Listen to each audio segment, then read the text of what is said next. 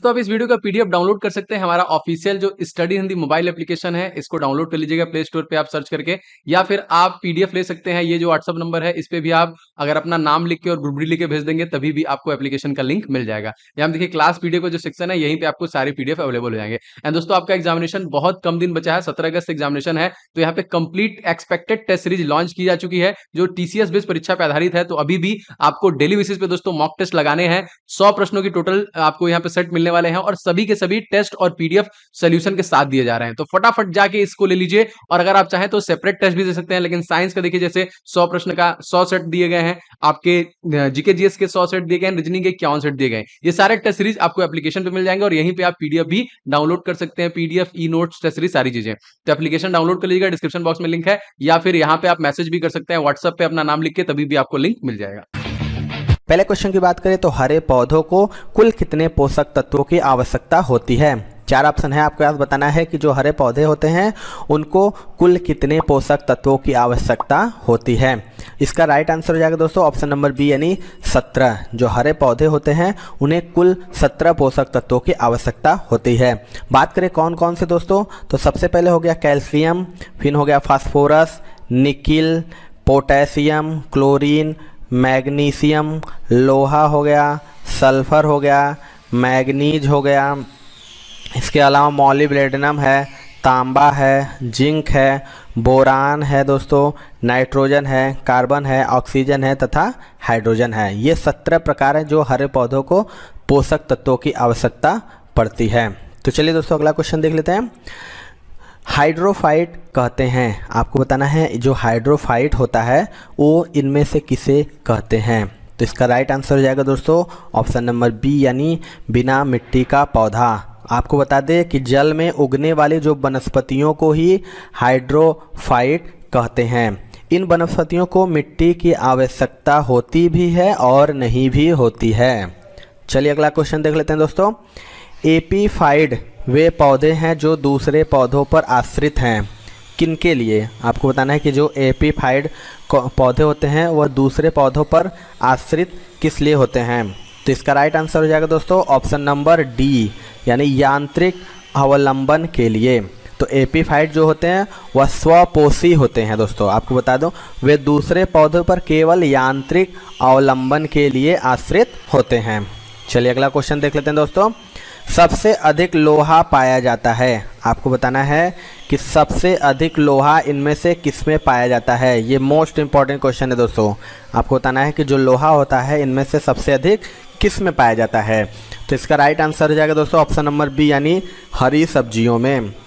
उपर्युक्त अगर हम बात करें सबसे ज़्यादा लोहा तो हरी सब्जियों में, इस विकल्प के माध्यम से हरी सब्जियों में सबसे ज़्यादा लोहा पाया जाता है। और बात करें हरी सब्जियों में तो मेथी के पत्तों में लोहे की मात्रा सर्वाधिक होती है। और इसके अलावा पालक हो गया, सेम हो गया, राजमा हो गया आदि भी लोहा के उत्तम उदाहरण हैं दोस्तों। चलिए अगला क्वेश्चन देख लेते हैं दोस्तों। निम्नलिखित में से अंकुरण के लिए सामान्यतः किसकी आवश्यकता नहीं होती। आपको बताना है कि अंकुरण के लिए इनमें से किसकी आवश्यकता नहीं होती है। तो इसका राइट आंसर हो जाएगा दोस्तों ऑप्शन नंबर बी यानी प्रकाश, लाइट की।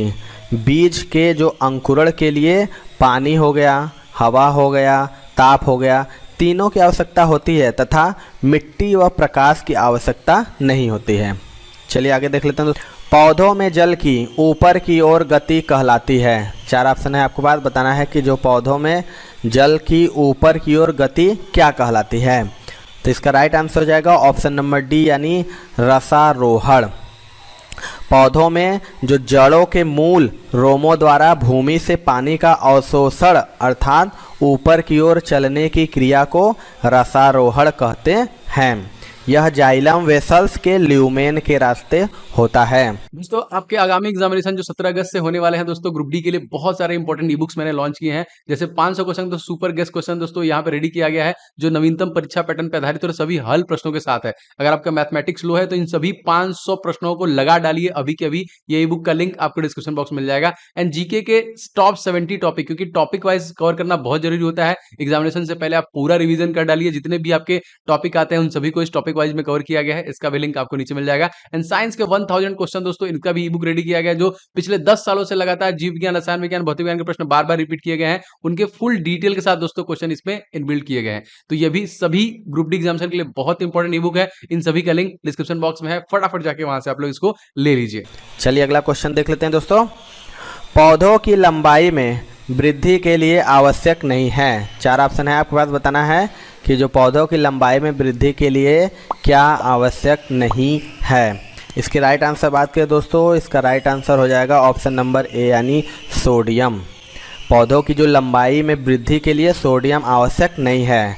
यह न्यूक्लियोप्रोटीन्स के निर्माण में डाइक्लिन एसिड के एकत्रित होने तथा जल संतुलन आदि क्रिया में भाग लेता है, जबकि Ca हो गया, N हो गया, P हो गया इत्यादि आवश्यक हैं। यानी सोडियम के अलावा जो कैल्शियम होता है, नाइट्रोजन होता है, फास्फोरस होता है, ये तीनों आवश्यक हैं पौधों की वृद्धि में के लिए। अगला क्वेश्चन देख लेते हैं दोस्तों। निम्नलिखित में से कौन सा पदार्थ पौधे के लिए सूक्ष्म पोषक होता है। 4 ऑप्शन है, बताना है कि इनमें से कौन सा पदार्थ है जो पौधे के लिए सूक्ष्म पोषक होता है। तो इसका राइट आंसर हो जाएगा ऑप्शन नंबर डी यानी बोरान।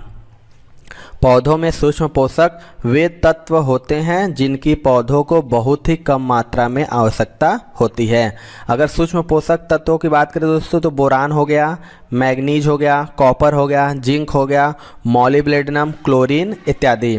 और दीर्घ पोषक तत्वों की बात करें तो कार्बन है, ऑक्सीजन है और नाइट्रोजन है। चलिए दोस्तों अगला क्वेश्चन देख लेते हैं। दिन के समय पौधे, आपको बताना है इनमें से कि दिन के समय पौधे क्या करते हैं। तो इसका राइट आंसर हो जाएगा दोस्तों ऑप्शन नंबर ए यानी कार्बन डाइऑक्साइड लेते हैं और ऑक्सीजन छोड़ते हैं। दिन के समय पौधे कार्बन डाइऑक्साइड लेते हैं और ऑक्सीजन गैस छोड़ते हैं। पौधों द्वारा जो यह क्रिया सूर्य के प्रकाश और क्लोरोफिल की उपस्थिति में होती है और इस क्रिया को प्रकाश संश्लेषण कहते हैं। इस बात को याद रखिएगा। अगला क्वेश्चन देख लेते हैं। सभी सजीव पदार्थ अपने श्वसन के लिए ऑक्सीजन का उपयोग करते हैं। पौधों द्वारा किस समय में ऑक्सीजन की पुनः पूर्ति की जाती है। आपको बताना है इनमें से इसका राइट आंसर क्या होगा। तो इसका राइट आंसर हो जाएगा दोस्तों ऑप्शन नंबर डी यानी दिन के समय में। पौधों द्वारा ऑक्सीजन की पूर्ति दिन के समय में की जाती है। दिन के समय सूर्य के प्रकाश में पौधों द्वारा प्रकाश संश्लेषण की क्रिया होती है, जिससे पौधे CO2 ग्रहण करते हैं और ऑक्सीजन उत्पन्न करते हैं। जबकि अगर रात के समय प्रकाश संश्लेषण की क्रिया बंद हो जाती है, इस कारण पौधे भी ऑक्सीजन ग्रहण करके कार्बन डाइऑक्साइड उत्पन्न करते हैं। दोस्तों रात के समय पेड़ के नीचे नहीं सोना चाहिए, उचित नहीं होता है, क्योंकि पेड़ क्या छोड़ता है। आपको इनमें से बताना है कि रात के समय जो पेड़ के नीचे नहीं सोना चाहिए क्योंकि पेड़ क्या छोड़ता है। अभी अभी मैंने आपको बताया है, ये मोस्ट इंपॉर्टेंट क्वेश्चन है दोस्तों, इसे ज़रूर से ज़रूर टिक कर लीजिएगा। तो इसका राइट आंसर हो जाएगा ऑप्शन नंबर ए यानी कार्बन डाइऑक्साइड। रात के समय पेड़ के नीचे सोना इसीलिए उचित नहीं होता क्योंकि रात में पेड़ कार्बन डाइऑक्साइड तथा दिन में ऑक्सीजन छोड़ता है। पीपल का वृक्ष रात में भी ऑक्सीजन छोड़ता है। अगला क्वेश्चन देख लेते हैं दोस्तों। तालाब को कहा जा सकता है एक, इनमें से आपको बताना है कि तालाब को क्या कहा जा सकता है। तो इसका राइट आंसर हो जाएगा ऑप्शन नंबर बी यानी प्राकृतिक इकोसिस्टम। आपको बता दें जो पारितंत्र होते हैं वो 2 प्रकार के होते हैं, एक होता है जलीय और होता है एक स्थलीय। तालाब एक प्राकृतिक पारितंत्र होता है। चलिए अगला क्वेश्चन देख लेते हैं। प्रकाश संश्लेषण में किसका ऑक्सीकरण होता है। 4 ऑप्शन है, आपको बताना है कि जो प्रकाश संश्लेषण होता है उसमें किसका ऑक्सीकरण होता है। तो इसका राइट आंसर हो जाएगा दोस्तों ऑप्शन नंबर सी यानी जल का, वाटर का। प्रकाश संश्लेषण की क्रिया जो कि पूर्णतया ऑक्सीकरण अपचयन की क्रिया है, इसमें जल का ऑक्सीकरण और CO2 का अपचयन समीकरण के अनुसार होता है। अगला क्वेश्चन देख लेते हैं दोस्तों। प्रकाश संश्लेषण के दौरान प्रकाश ऊर्जा रूपांतरित होती है। आपको बताना है जो प्रकाश संश्लेषण के दौरान प्रकाश ऊर्जा किस में रूपांतरित होती है। तो इसका राइट आंसर हो जाएगा दोस्तों ऑप्शन नंबर बी यानी रासायनिक ऊर्जा में। प्रकाश संश्लेषण की क्रिया में पादप सूर्य के प्रकाश, परहरित कार्बन डाइऑक्साइड एवं जल के उपयोग से खाद्य का संश्लेषण करते हैं। चलिए अगला क्वेश्चन देख लेते हैं। पौधों में फ्लोएम का कार्य है, आपको बताना है कि जो पौधों में फ्लोएम का क्या कार्य होता है। तो इसका राइट आंसर हो जाएगा दोस्तों ऑप्शन नंबर सी, यानी भोजन का संवहन। तो फ्लोएम को हम बास्ट भी कहते हैं दोस्तों। इनका प्रमुख कार्य पौधों के हरे भागों में निर्मित भोज्य पदार्थों को दूसरे भागों में स्थानांतरित करना होता है। चलिए अगला क्वेश्चन देख लेते हैं दोस्तों। ये पुंकेसर के भाग हैं, खाली स्थान है इसमें बताना है इनमें से कौन से पुंकेसर के भाग हैं। तो इसका राइट आंसर हो जाएगा दोस्तों ऑप्शन नंबर सी, यानी परागकोश और पुंततु। एक पुष्प में पुंकेसर तथा स्त्री केसर मिलकर प्रजनन अंगों का निर्माण करते हैं। परागकोश तथा पुंततु पुंकेसर के भाग हैं, जबकि वर्तिकाग्र हो गया और वर्तिका तथा अंडाशय, यानी ये जो है वर्तिका और अंडाशय, ये सभी स्त्री केसर के भाग होते हैं। चलिए अगला क्वेश्चन देख लेते हैं। तने या जड़ का घेरा किसके कारण बढ़ता है। 4 ऑप्शन है आपके पास, बताना है कि जो तने या जड़ का घेरा होता है वो इनमें से किसके कारण बढ़ता है। तो इसका राइट आंसर हो जाएगा दोस्तों ऑप्शन नंबर ए, यानी पार्श्व विभज्योतक। तने या जड़ का जो घेरा होता है यानी व्यास पार्श्व विभज्योतक के कारण बढ़ता है, और संवहनी कैनबियम तथा कॉर्क कैनबियम पार्श्व विभज्योतक के मुख्य उदाहरण हैं। अगला क्वेश्चन देख लेते हैं। निम्नलिखित में से कौन सा पौधों की बाह्य त्वचा का कार्य नहीं है। आपको बताना है इनमें से कौन सा पौधों की बाह्य त्वचा का कार्य नहीं है। तो इसका राइट आंसर हो जाएगा दोस्तों ऑप्शन नंबर बी, यानी प्रकाश संश्लेषण करना। पौधों की जो बाह्य त्वचा का कार्य है पौधों की बाह्य क्षति से रक्षा करना है, वाष्पोत्सर्जन पर नियंत्रण करना होता है तथा पौधों को किसी प्रकार के रोग कारक संक्रमण से सुरक्षित रखना आदि होता है। पौधों की बाह्य त्वचा प्रकाश संश्लेषण की क्रिया में कोई योगदान नहीं देती है। चलिए अगला क्वेश्चन देख लेते हैं दोस्तों। पादप ऊतक मुख्यतः 2 प्रकार के होते हैं, आपको बताना है कौन कौन से। अभी मैंने आपको इससे पहले आगे क्वेश्चन में बताया है। आपको बताना है कि जो पादप ऊतक होते हैं वह कौन से 2 प्रकार के होते हैं। तो इसका राइट आंसर हो जाएगा ऑप्शन नंबर बी, यानी विभज्योतक ऊतक और अस्थायी ऊतक। अगर हम ऊतकों के वर्गीकरण की बात करें दोस्तों तो प्रायः पौधों में उनकी स्थिति कोशिकाओं के प्रकाश, उत्पत्ति एवं विकास के आधार पर किया जाता है। विकास की प्रस्तावनाओं के आधार पर पादप ऊतक मुख्यतः 2 प्रकार के होते हैं, कौन कौन से, तो विभज्योतक ऊतक और स्थायी ऊतक। चलिए अगला क्वेश्चन देख लेते हैं। कौन सी जीवन प्रक्रिया रासायनिक ऊर्जा में बदलती है। 4 ऑप्शन है आपके पास, बताना है कि इनमें से कौन सी जीवन प्रक्रिया रासायनिक ऊर्जा में बदलती है। तो इसका राइट आंसर हो जाएगा दोस्तों ऑप्शन नंबर डी, यानी श्वसन। श्वसन क्रिया में ऑक्सीजन की उपस्थिति में ग्लूकोज अणु के विखंडन से कार्बन डाइऑक्साइड, जल तथा ऊर्जा निकलती है। चलिए अगला क्वेश्चन देख लेते हैं। मछली निम्नलिखित की सहायता से सांस लेती है। Most important and most repeated question है दोस्तों, मैक्सिमम एग्जाम में ये पूछता है। आपको बताना है मछली किसकी सहायता से सांस लेती है। तो इसका राइट आंसर हो जाएगा दोस्तों ऑप्शन नंबर सी, यानी गिल। गिल जो होता है मछली गिल की सहायता से सांस लेती ही है। फेफड़े द्वारा अगर हम बात करें तो फेफड़े द्वारा श्वसन क्रिया मेढक तथा मनुष्य करते हैं, और जलीय जंतु त्वचा द्वारा श्वसन क्रिया करते हैं और पंख उड़ने के लिए उपयोजित होते हैं। चलिए अगला क्वेश्चन देख लेते हैं। निम्न में से कौन सा अंग श्वसन तंत्र का भाग नहीं है। आपको बताना है इनमें से कौन सा वह अंग है जो श्वसन तंत्र का भाग नहीं है। तो इसका राइट आंसर हो जाएगा ऑप्शन नंबर बी, यानी यकृत जो है लीवर। यह श्वसन तंत्र का भाग नहीं है बल्कि यह पाचक अंग है, अतः यह पाचन में सहायता होता है। अगला क्वेश्चन देख लेते हैं। मानव शरीर में जल की मात्रा होती है। आपको बताना है कि जो मानव शरीर होती है उसमें जल की मात्रा कितनी होती है।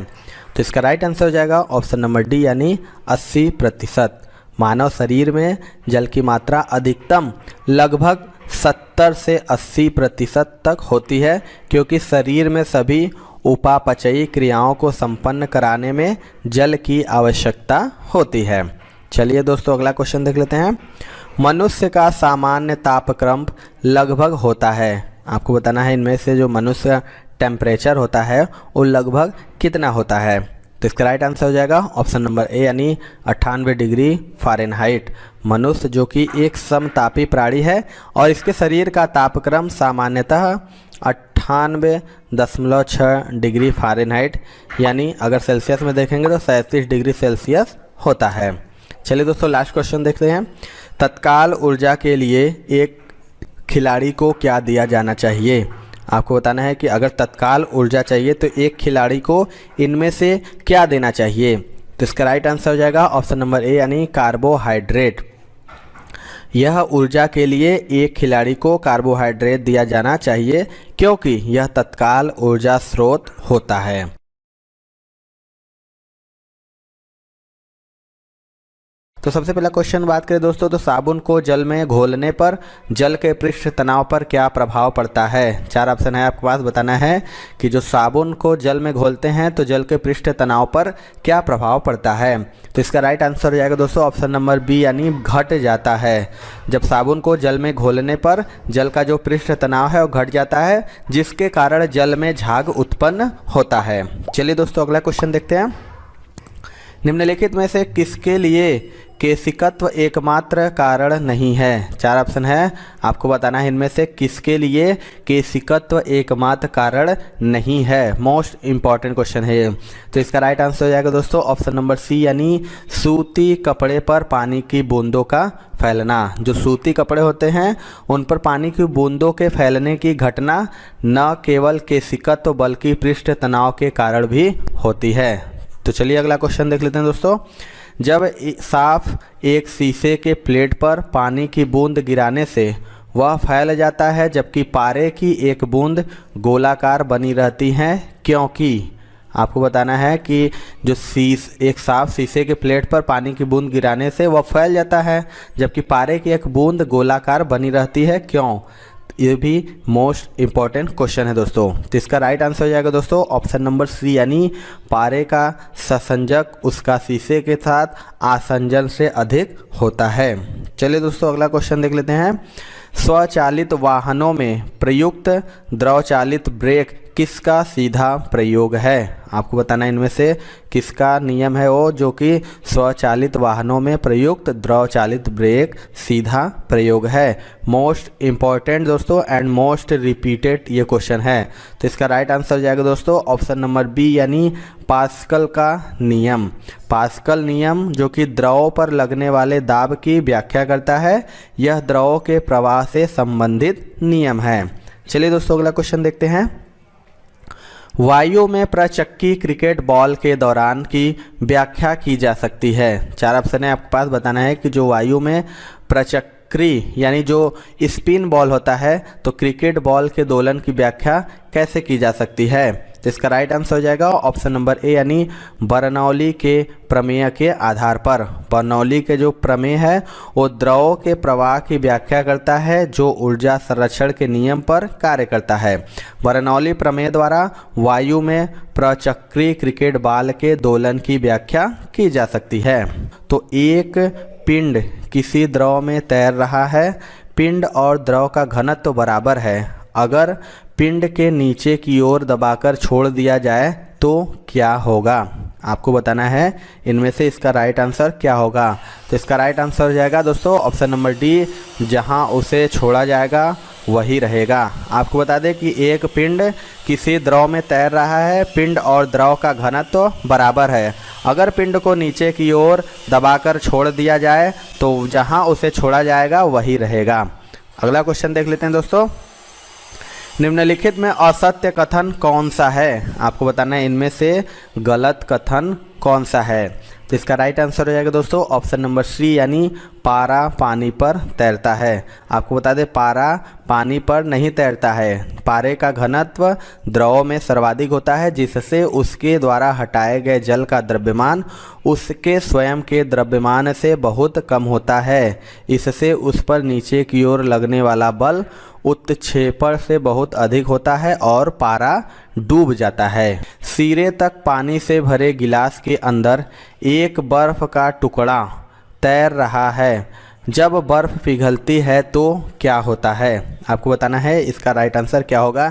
ये भी क्वेश्चन दोस्तों मोस्ट इम्पॉर्टेंट है, मैक्सिमम बार रिपीट हुआ है क्वेश्चन।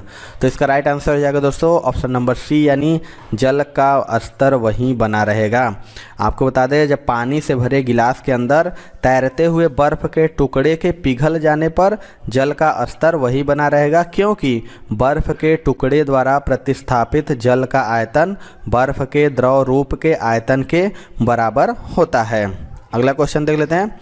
किस तापमान पर जल का घनत्व अधिकतम होता है? आपको इनमें से बताना है कि किस तापमान पर जल का जो घनत्व होता है वो अधिकतम होता है। ये भी दोस्तों मोस्ट इम्पॉर्टेंट वेरी इंपॉर्टेंट है, मैक्सिमम बार ये क्वेश्चन में रिपीट हुआ है एग्जाम में। तो इसका राइट आंसर हो जाएगा दोस्तों ऑप्शन नंबर बी यानी 4 डिग्री सेल्सियस। जल का जो अधिकतम घनत्व होता है वो 4 डिग्री सेल्सियस पर होता है। हाइड्रोजन बंध की उपस्थिति के कारण जल असामान्य व्यवहार करता है जिससे इसकी ठोस अवस्था का घनत्व द्रव अवस्था से कम होता है और इसका 4 डिग्री सेल्सियस पर अधिकतम घनत्व होता है। दोस्तों अगला क्वेश्चन देख लेते हैं। जब एक झील की सतह पर जल जमने जा रहा है तो इसके जल पर पानी का तापमान क्या होगा? आपको बताना है कि जो ठंडियों में एक झील है सतह जमने जा रहा है तो इसके जल का जो पानी का तापमान क्या होगा? तो इसका भी राइट आंसर हो जाएगा ऑप्शन नंबर सी यानी 4 डिग्री सेल्सियस। जब झील की सतह पर जल जमने जा रहा है तो इसके तल पर पानी का तापमान 4 डिग्री सेल्सियस होगा। अगला क्वेश्चन देख लेते हैं दोस्तों। मछलियां जमे पानी की झील में जीवित रह सकती हैं क्योंकि? 4 ऑप्शन है आपके पास, बताना है कि जब पानी जम जाता है तो मछलियां कैसे जीवित रहती हैं। ये भी मोस्ट इम्पॉर्टेंट क्वेश्चन है। तो इसका राइट आंसर हो जाएगा दोस्तों ऑप्शन नंबर सी यानी झील की तली का पानी जमता नहीं है। आपको बता दें बर्फ़ जो कि उष्मा का कुचालक होता है, अतः नीचे के 4 डिग्री सेल्सियस वाले जल की उष्मा को बाहर नहीं जाने देता है जिससे नीचे वाला जल जमने से बच जाता है और मछलियाँ जीवित रहती हैं। अगला क्वेश्चन देख लेते हैं। पानी पर तैरती वस्तु का आभासी भार क्या होगा? आपको बताना है कि जो पानी पर तैरती आभासी वस्तु का भार क्या होगा। तो इसका राइट आंसर हो जाएगा ऑप्शन नंबर बी यानी 0 होगा। पानी पर जब तैरती वस्तु का आभासी भार 0 होता है, संतुलित अवस्था में तैरने पर वस्तु अपने भार के बराबर द्रव विस्थापित करती है। अगला क्वेश्चन देख लेते हैं। जल पृष्ठ पर लोहे के टुकड़े के न तैरने का कारण है।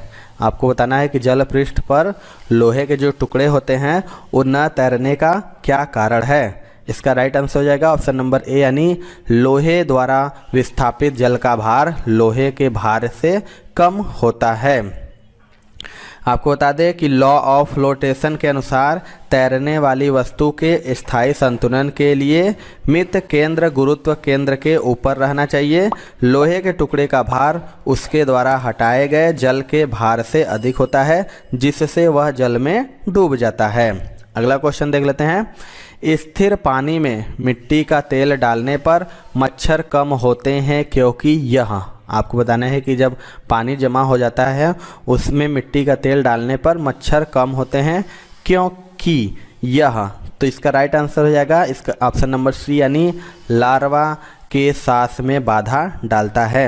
आपको बता दें स्थिर पानी में मिट्टी का तेल डालने पर तेल जल का पृष्ठ तनाव कम कर देता है जिससे जल की सतह पर बनी तनाव झिल्ली टूट जाती है। फलस्वरूप लार्वा सांस नहीं ले पाते हैं तथा पानी में डूबकर मर जाते हैं और मच्छरों की वृद्धि रुक जाती है। दोस्तों चलिए दोस्तों अगला क्वेश्चन देख लेते हैं। महान वैज्ञानिक आर्किमिडीज संबंधित थे। आपको इनमें से बताना है कि जो महान वैज्ञानिक आर्किमिडीज थे वो किस देश से संबंधित थे। तो इसका राइट आंसर हो जाएगा ऑप्शन नंबर डी यानी ग्रीस से। जो वैज्ञानिक महान थे आर्किमिडीज वो ग्रीस से संबंधित थे और जल के उत्क्षेपण का अध्ययन सर्वप्रथम आर्किमिडीज ने ही किया था। अगला क्वेश्चन देख लेते हैं दोस्तों। उत्प्लावी बल निर्भर करता है, आपको बताना है कि जो उत्प्लावी बल होता है वो किस पर निर्भर करता है। तो इसका राइट आंसर हो जाएगा ऑप्शन नंबर डी यानी विस्थापित तरल के भार पर। उत्प्लावी बल किसी वस्तु द्वारा हटाए गए तरल के भार के बराबर होता है। किसी तरल पदार्थ में डूबी वस्तु अपने आयतन के बराबर तरल पदार्थ विस्थापित करती है और विस्थापित तरल पदार्थ के भार के बराबर ही उत्प्लावन बल लगता है। इस सिद्धांत की बात करें तो आर्किमिडीज ने ही यह सिद्धांत दोस्तों दिया था। अगला क्वेश्चन देख लेते हैं दोस्तों। लॉ ऑफ फ्लोटिंग सिद्धांत की खोज किसने की? मोस्ट इंपॉर्टेंट क्वेश्चन है ये दोस्तों। आपको बताना है इनमें से कि किस वैज्ञानिक ने लॉ ऑफ फ्लोटिंग सिद्धांत की खोज की थी। इसके राइट आंसर बात करें दोस्तों, इसका राइट आंसर हो जाएगा ऑप्शन नंबर डी यानी आर्किमिडीज ने। लॉ ऑफ फ्लोटिंग यानी प्लवन का नियम सिद्धांत की खोज आर्किमिडीज ने की थी। इस सिद्धांत के अनुसार जब किसी वस्तु को किसी द्रव में पूर्ण या आंशिक रूप से डुबोया जाता है तो उस वस्तु का भार उसके द्वारा हटाए गए द्रव के भार के बराबर होता है। अगला क्वेश्चन देख लेते हैं दोस्तों। अगर किसी झील के तल से ऊपर आते बुलबुले के आयतन में वृद्धि होती है तो उस बुलबुले पर लगने वाला दाब क्या होगा? इसका राइट आंसर आपको बताना है। तो इसका राइट आंसर हो जाएगा दोस्तों ऑप्शन नंबर ए यानी कम होगा। बुलबुले के ऊपर जल का भार सतत कम होने के कारण दाब का परिमाण निरंतर घटता जाता है। चलिए दोस्तों आगे देख लेते हैं। निम्नलिखित में असत्य को चुनें। 4 ऑप्शन है आपके पास, बताना है कि इनमें से कौन सा गलत है। तो इसका राइट आंसर हो जाएगा दोस्तों ऑप्शन नंबर सी यानी बेल वातावरणीय दबाव मापन की इकाई ये गलत को है। आपको बता दें कि वातावरणीय दबाव की इकाई बेल नहीं बल्कि वायुमंडलीय दाब है और उपरोक्त सभी विकल्प सही हैं दोस्तों। अगला क्वेश्चन देख लेते हैं दोस्तों। वैसलीन लेपित सुई क्षैतिज स्थिति में जल पृष्ठ पर धीरे धीरे से डुबोई जाती है। वह तैरती हुई प्रतीत होती है। घटना किस कारण उदाहरण है? आपको बताना है यह जो घटना है वो इनमें से किसका उदाहरण है। तो इसका राइट आंसर हो जाएगा ऑप्शन नंबर बी यानी पृष्ठीय तनाव का। वैसलीन लेपित सुई को जब जल की सतह पर रखा जाता है तो जल की तनी हुई झिल्ली सुई के भार के कारण नीचे दब जाती है और पृष्ठ तनाव पीछे कार्य करने लगता है। यह पृष्ठ तनाव सुई के भार को संतुलित करता है दोस्तों। अगला क्वेश्चन देख लेते हैं दोस्तों। तेल दीप में बत्ती का तेल किस के कारण ऊपर उठता है? आपको बताना है कि जो बत्ती का तेल होता है वो किसके कारण ऊपर उठता है। तो इसका राइट आंसर हो जाएगा दोस्तों ऑप्शन नंबर बी यानी केशिका क्रिया के द्वारा। तेल में दीप में बत्ती का तेल केशिका क्रिया के कारण ऊपर उठता है। जिस नली का छिद्र केश के समान बारीक होता है उसे केश नली कहते हैं। अगला क्वेश्चन देख लेते हैं दोस्तों। तेल में तैरती हुई एक वस्तु सदा अपना क्या विस्थापित करती है? आपको बताना है कि जो तेल में तैरती हुई कोई वस्तु सदा अपना क्या विस्थापित करती है। तो इसका राइट आंसर हो जाएगा ऑप्शन नंबर ए यानी तेल का वॉल्यूम। तेल में तैरती हुई एक वस्तु सदा तेल का वॉल्यूम विस्थापित करती है तथा तैरती हुई वस्तु का भार उसके द्वारा हटाए गए तेल के भार के बराबर होता है। अगला क्वेश्चन देख लेते हैं दोस्तों। आपेक्षिक आर्द्रता मापने के लिए किस उपकरण का प्रयोग किया जाता है? 4 ऑप्शन है आपके पास, बताना है कि इनमें से आपेक्षिक आर्द्रता मापने के लिए किस उपकरण का प्रयोग किया जाता है। मोस्ट इंपॉर्टेंट मोस्ट रिपीटेड ये क्वेश्चन है दोस्तों। तो इसका राइट आंसर हो जाएगा दोस्तों ऑप्शन नंबर सी यानी हाइग्रोमीटर। आपेक्षिक आर्द्रता मापने के लिए हाइग्रोमीटर नामक उपकरण का प्रयोग किया जाता है। किसी ताप पर वायु के किसी आयतन में उपस्थित वाष्प के द्रव्यमान तथा उसी ताप पर वायु के उसी आयतन के संतृप्त करने के लिए आवश्यक वाष्प के द्रव्यमान के अनुपात को वायु की आपेक्षिक आर्द्रता कहते हैं। अगला क्वेश्चन देखते हैं दोस्तों।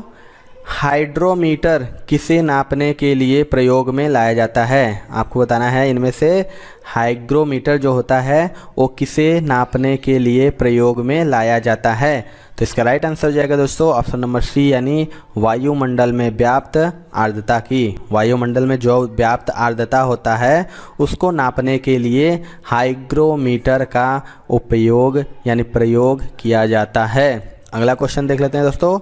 एक दी गई वायु के आयतन में जलवाष्प की मात्रा को जाना जाता है। 4 ऑप्शन है आपके पास।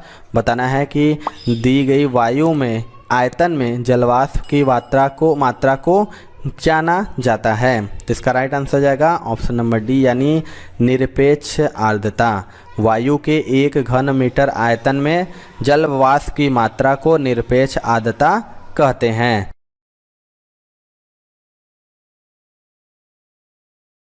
सबसे पहले क्वेश्चन की बात करें दोस्तों तो सोडियम कार्बोनेट के निर्माण के लिए सॉल्वे प्रक्रिया में प्रयोग में लाई जाने वाली कच्ची सामग्री में क्या शामिल होता है? आपको इसमें से राइट आंसर बताना है कि जो सोडियम कार्बोनेट के निर्माण के लिए सॉल्वे प्रक्रिया में प्रयोग में लाई जाने वाली कच्ची सामग्री में क्या शामिल है? तो इसका राइट आंसर हो जाएगा ऑप्शन नंबर सी, यानी अमोनिया तथा कार्बन डाइऑक्साइड। सोडियम कार्बोनेट के निर्माण के लिए सॉल्वे प्रक्रिया में अमोनिया तथा कार्बन डाइऑक्साइड का उपयोग किया जाता है। सोडियम कार्बोनेट का सूत्र होता है दोस्तों Na2CO3। इसे सोडा एस भी कहते हैं। ये कपड़े धोने के रूप में भी प्रयुक्त होता है। अगला क्वेश्चन देख लेते हैं। CaCO3 में कार्बन का प्रतिशत कितना है? आपको बताना है कि जो फार्मूला है ये CaCO3 में कार्बन की प्रतिशत कितना है? तो इसका राइट आंसर हो जाएगा दोस्तों ऑप्शन नंबर डी, यानी 12।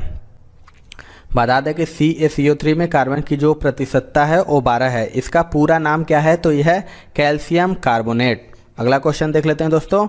हड्डियों और दांतों का मुख्य संगठक क्या है? 4 ऑप्शन है आपके पास। बताना है कि हड्डियों और दांतों का मुख्य संगठक क्या है? तो इसका राइट आंसर हो जाएगा ऑप्शन नंबर डी, यानी कैल्शियम फॉस्फेट। हड्डियों एवं दांतों का जो मुख्य संगठक है वो हाइड्रोक्सीपोटाइस है, जो एक क्रिस्टलीय कैल्शियम फॉस्फेट है। अगला क्वेश्चन देख लेते हैं दोस्तों। हैलोजन में सर्वाधिक प्रभावशाली ऑक्सीकरण करता है। 4 ऑप्शन है आपके पास। बताना है कि जो हैलोजन में सर्वाधिक प्रभावशाली ऑक्सीकरण करता क्या है? तो इसका राइट आंसर हो जाएगा दोस्तों ऑप्शन नंबर सी, यानी फ्लोरीन। हैलोजन में सर्वाधिक प्रभावशाली ऑक्सीकरण करता जो है वो फ्लोरीन है दोस्तों। अगला क्वेश्चन देख लेते हैं। कार्बन मोनोऑक्साइड की अभिक्रिया 300 डिग्री सेल्सियस पर H2 से कराने पर क्या बनती है? इनमें से आपको बताना है कि कार्बन मोनोऑक्साइड की जो अभिक्रिया होती है वो 300 डिग्री सेंटीग्रेड पर H2 से कराने पर क्या बनती है? तो इसका राइट आंसर हो जाएगा ऑप्शन नंबर बी, यानी मेथेन बन जाती है। कार्बन मोनोऑक्साइड की अभिक्रिया 300 डिग्री सेल्सियस पर हाइड्रोजन से कराने पर मीथेन गैस बनती है। अगला क्वेश्चन देख लेते हैं आगे। दूध किसका उदाहरण है? इनमें से बताना है आपको कि दूध जो है किसका उदाहरण है?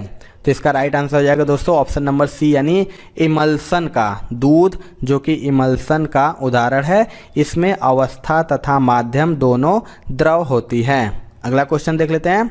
जल में सबसे कम घुलनशील गैस है। आपको बताना है कि इनमें से कौन सी गैस है जो सबसे कम घुलनशील है? तो इसका राइट आंसर हो जाएगा दोस्तों ऑप्शन नंबर ए, यानी N2, जो कि जल एक ध्रुवीय विलायक है जिसमें वही यौगिक या अणु घुलते हैं जिनकी प्रवृत्ति ध्रुवीय हो। सभी विद्युत संयोजी पदार्थ ध्रुवीय होते हैं एवं जल में विलेय होते हैं। चलिए अगला क्वेश्चन देख लेते हैं दोस्तों।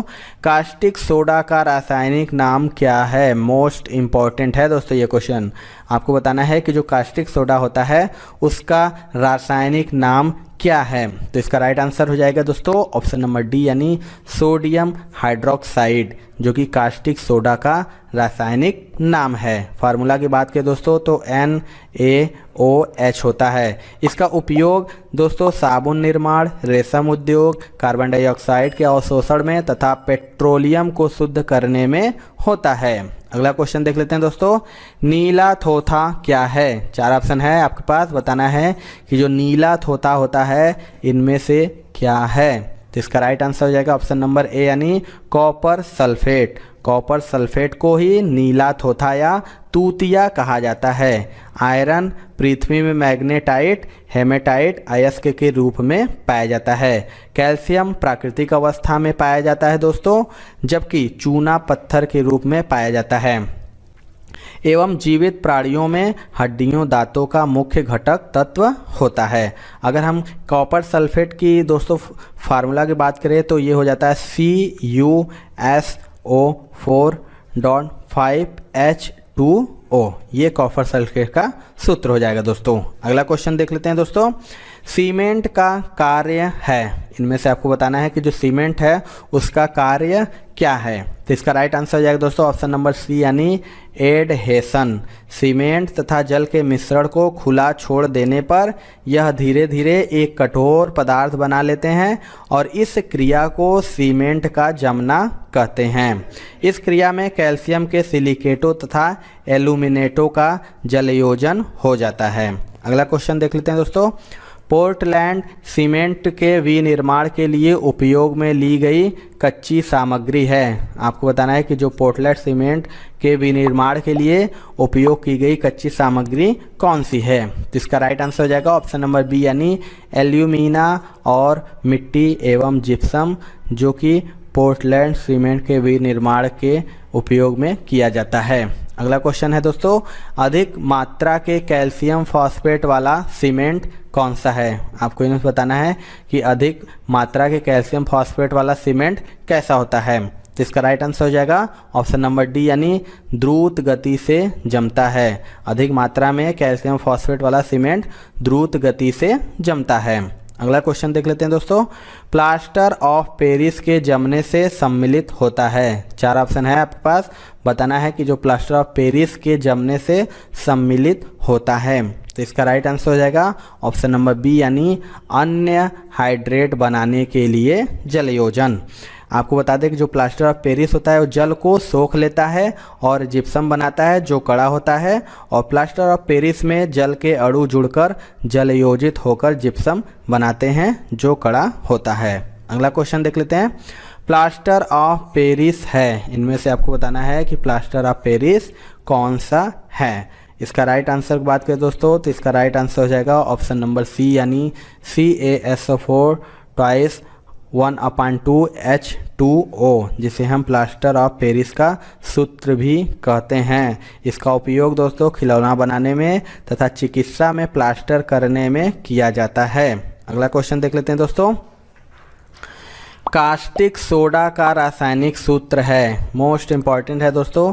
आपको बताना है कि इनमें से कास्टिक सोडा का रासायनिक सूत्र क्या है। तो इसका राइट आंसर हो जाएगा दोस्तों ऑप्शन नंबर ए यानी NaOH, जो कि कास्टिक सोडा का रासायनिक सूत्र होता है। अगर NaCl की बात करें दोस्तों तो इसे साधारण नमक कहते हैं, और NaHCO3 यानी NaHCO3 को हम क्या कहते हैं, सोडियम बाइकार्बोनेट, और Na2CO3 को हम क्या कहते हैं, तो सोडियम कार्बोनेट कहते हैं दोस्तों। बेकिंग सोडा का रासायनिक नाम है, मोस्ट इम्पॉर्टेंट, मैक्सिमम बार ये एग्जाम में रिपीट होता है क्वेश्चन दोस्तों। बेकिंग सोडा का रासायनिक नाम इनमें से कौन सा है। तो इसका राइट आंसर हो जाएगा दोस्तों ऑप्शन नंबर बी यानी सोडियम बाइकार्बोनेट। बेकिंग सोडा का रासायनिक नाम क्या है, तो सोडियम बाइकार्बोनेट। फार्मूला की बात करें दोस्तों तो NaHCO3 होता है। इसका प्रयोग दोस्तों पावरोटी उद्योग में किया जाता है। अगला क्वेश्चन देख लेते हैं दोस्तों। किस कारण से ब्रेड बनाते समय लोई फूल जाती है। इनमें से आपको बताना है कि किस कारण से जो कि ब्रेड बनाते समय लोई फूल जाती है। तो इसका राइट आंसर हो जाएगा दोस्तों ऑप्शन नंबर ए यानी ब्रेड सेकने की प्रक्रिया में ऊष्मा की क्रिया के कारण ही ब्रेड बनाते समय लोई फूल जाती है। अगला क्वेश्चन देख लेते हैं दोस्तों। सूखी बर्फ है, आपको इनमें से बताना है कि सूखी बर्फ क्या है। इनमें से ये भी दोस्तों most important, very important question है। मैक्सिमम बार ये क्वेश्चन रिपीट हुआ है। तो इसका राइट आंसर हो जाएगा दोस्तों ऑप्शन नंबर डी यानी ठोस सॉलिड CO2। आपको बता दें कि ठोस कार्बन डाइऑक्साइड को शुष्क बर्फ या ड्राई आइस कहा जाता है। शुष्क बर्फ का जो परिशोधन होता है वो 78.5 डिग्री सेंटीग्रेड ताप पर पृथ्वी के वायुमंडलीय दाब पर किया जाता है। इसका उपयोग हिमाच्छादित खाद्य पदार्थ को परिरक्षित करने में किया जाता है दोस्तों। चलिए अगला क्वेश्चन देख लेते हैं। ब्लीचिंग पाउडर का रासायनिक नाम क्या है? मोस्ट इम्पॉर्टेंट ये भी क्वेश्चन है, मैक्सिमम बार रिपीट होता है। आपको बताना है कि ब्लीचिंग पाउडर का जो रासायनिक नाम क्या है। तो इसका राइट आंसर हो जाएगा ऑप्शन नंबर ए यानी कैल्शियम हाइपोक्लोराइड। ब्लीचिंग पाउडर का रासायनिक नाम है। यह कैल्शियम का ऑक्सीक्लोराइड होता है और इसका रासायनिक सूत्र होता है दोस्तों CaOCl या Cl या हो जाएगा CaOCl2। इसे शुष्क बूझे चूने पर क्लोरीन प्रवाहित करने पर भी प्राप्त करते हैं। अगला क्वेश्चन देख लेते हैं। दिया सलाई के विनिर्माण में प्रयुक्त मूल तत्व होता है, यानी दिया सलाई के निर्माण में किस तत्व का उपयोग होता है? इसका राइट आंसर हो जाएगा दोस्तों ऑप्शन नंबर बी ए यानी फास्फोरस। दिया सलाई के विनिर्माण में लाल फास्फोरस का प्रयोग किया जाता है और लाल फास्फोरस सफ़ेद फास्फोरस से कम क्रियाशील है। यह साधारण ताप पर वायु द्वारा ऑक्सीकृत नहीं होता है। चलिए दोस्तों अगला क्वेश्चन देख लेते हैं। मैग्नीशियम बाइकार्बोनेट का सूत्र क्या है? ये भी मोस्ट इंपॉर्टेंट है क्वेश्चन दोस्तों। मैग्नीशियम बाइकार्बोनेट का सूत्र क्या है? तो इसका राइट आंसर हो जाएगा दोस्तों ऑप्शन नंबर डी यानी MgHCO3 ट्वाइस। मैग्नीशियम बाइकार्बोनेट का सूत्र है। इसके कारण जल में कठोरता विद्यमान रहती है। चलिए दोस्तों ये क्वेश्चन देख लेते हैं। अगला क्वेश्चन है वॉशिंग सोडा है। इसको भाई दोस्तों इसको मार्क लगा लीजिएगा, स्टार कर लीजिएगा, क्योंकि ये कितनी बार एग्जाम में पूछता है इसका कोई अंदाज़ा नहीं है आपको। मैक्सिमम बार ये पूछता है वॉशिंग सोडा क्या है इनमें से। तो इसका राइट आंसर जो हो जाएगा दोस्तों ऑप्शन नंबर सी हो जाएगा sodium carbonate. Sodium carbonate dehydrate को वॉशिंग सोडा कहा जाता है। इसका उपयोग वॉशिंग सोडा के रूप में जल मृदुकरण में तथा लॉन्ड्रियों में एवं कांच, कास्टिक सोडा, साबुन पाउडरों आदि के निर्माण में होता है। चलिए दोस्तों अगला क्वेश्चन देख लेते हैं। माचिस उद्योग में प्रयोग किया जाने वाला रसायन है। आपको बताना है इनमें से कौन सा और रसायन है जो माचिस उद्योग में प्रयोग किया जाता है। तो इसका राइट आंसर हो जाएगा दोस्तों ऑप्शन नंबर ए यानी पोटेशियम क्लोरेट। माचिस उद्योग में पोटेशियम क्लोरेट जिसका सूत्र होता है KClO3 का प्रयोग किया जाता है। अगला क्वेश्चन देख लेते हैं। सोडियम को जल में डालने पर कौन सी गैस निकलती है? आपको बताना है कि जो सोडियम होता है उसको जल में डालने पर कौन सी गैस निकलती है। तो इसका राइट आंसर हो जाएगा दोस्तों ऑप्शन नंबर बी यानी हाइड्रोजन गैस। क्षार धातुएं जल से अत्यंत तीव्रता से अभिक्रिया करके हाइड्रोजन गैस निकालती हैं। इस प्रकार सोडियम भी जल के साथ अभिक्रिया में हाइड्रोजन गैस ही निकालता है। तो ये थी दोस्तों आज की वीडियो। आपको वीडियो कैसा लगा कमेंट सेक्शन में जरूर बताइएगा। वीडियो पसंद आया होगा दोस्तों तो एक लाइक जरूर करिएगा। चैनल पे हमारे नए हैं तो चैनल को जरूर सब्सक्राइब करके बेल आइकन दबा लीजिएगा, क्योंकि हम आने वाले ग्रुप डी एग्जाम की तैयारी लगातार करा रहे हैं। तो मिलते हैं दोस्तों अपने अगले वीडियो में, तब तक के लिए जय हिंद जय भारत।